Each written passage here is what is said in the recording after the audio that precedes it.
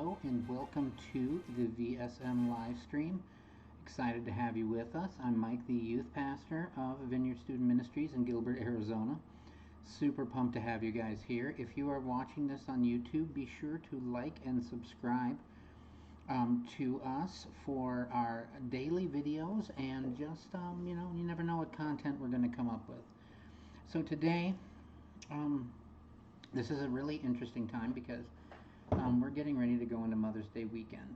And I know that with Mother's Day coming up, a lot of times plans don't always go well as planned. And,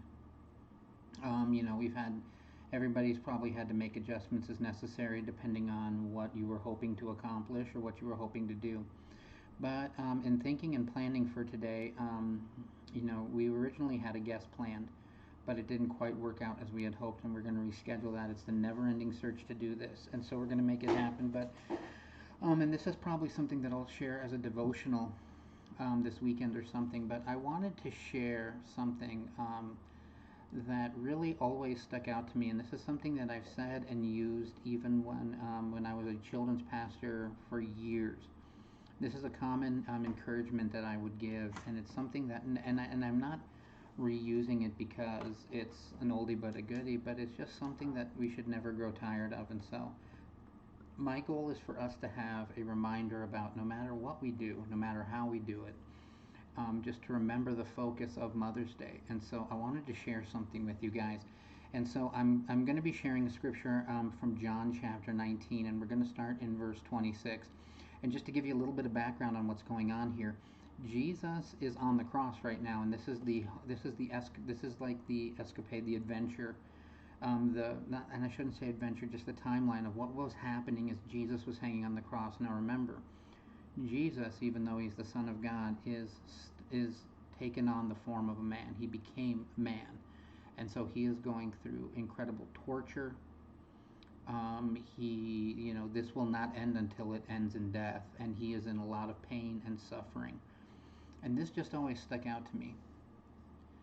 And so, basically, Jesus looks over and he sees his mom, and he sees his disciple, John, standing next to her. And it says, starting in verse 26 of John chapter 19, when Jesus saw his mother and the disciple whom he loved standing nearby, he said to his mother, "Woman, behold your son." And then he said to the disciple, "Behold your mother."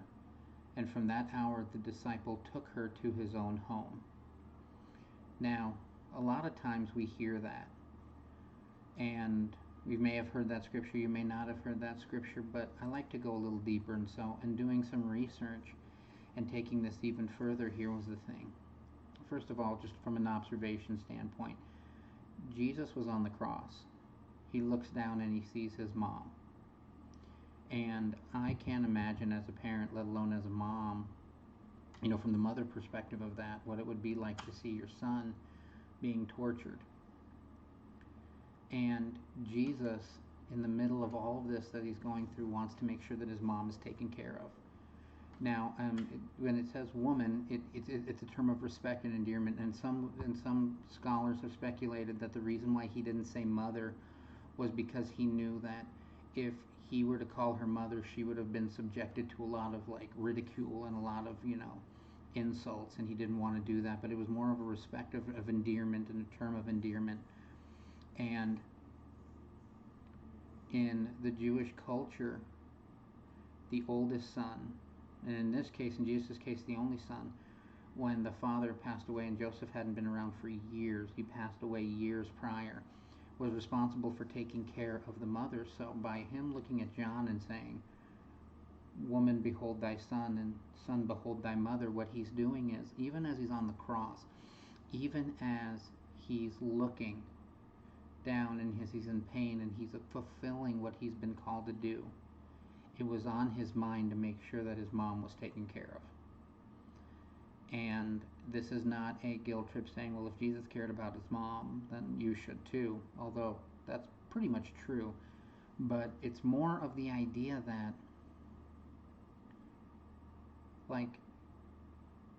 look at the importance that Jesus had on the mom, on his mom.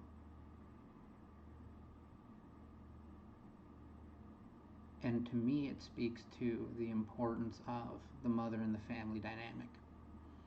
And so, whatever you do this weekend, and this is going to be a short live stream, I see we only have a couple people on right now, so you can catch the replay. No matter what you do, make it about honoring. Make it about honoring not just the moms in your life. Now, for some, you may not have a mom in your life at the moment, but you may have somebody who's been like a mother type figure to you, somebody who's been like a mom to you, and maybe that's where you gravitate towards. But it's about honor and it's about appreciation. And this is not a guilt trip, it's just a reminder that, if you can't do what you wanted to do because of the circumstances, don't beat yourself up. Or if you're thinking, I don't know what I'm going to do, I'm not really sure what I need to do, just remember, it's about honor and appreciation and making sure, like, are we honoring to the moms and the mother figures in our lives, or the spirit, those who maybe have been like a spiritual mother to us, or to those that have had like a strong female presence in their lives that have taken care of them and whatnot. But just that always stands out to me this time of year, and it's just something I always feel the need to share. And so I hope, my prayer is that that's what we do this week. This weekend, Sunday, we're not going to have a game night for youth night this Sunday, because we're going to make it about the moms. We're going to make it about having a day devoted to that. And so we'll pick things back up next week. But my prayer is that you all have an incredible weekend. To the moms out there, may you be loved, may you be esteemed, may you understand how important you are to the family structure and to people's lives.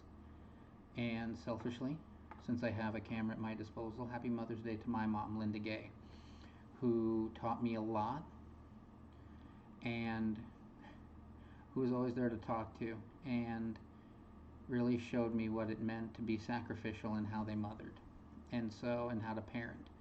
And so also want to give a special happy Mother's Day to the mother of my children, my wife Becca, and just thank you for everything that you do for our family, the things that you do that don't get noticed, the things that you do behind the scenes that people don't see and that our kids don't see. We wouldn't be the family we are without you, and mean that in so many ways. Hope you all have a wonderful, wonderful weekend, and we will see you on Monday at 2 p.m. when we lay out what lies for the week ahead. Have a wonderful, wonderful weekend. You are loved. We'll talk to you later. Bye.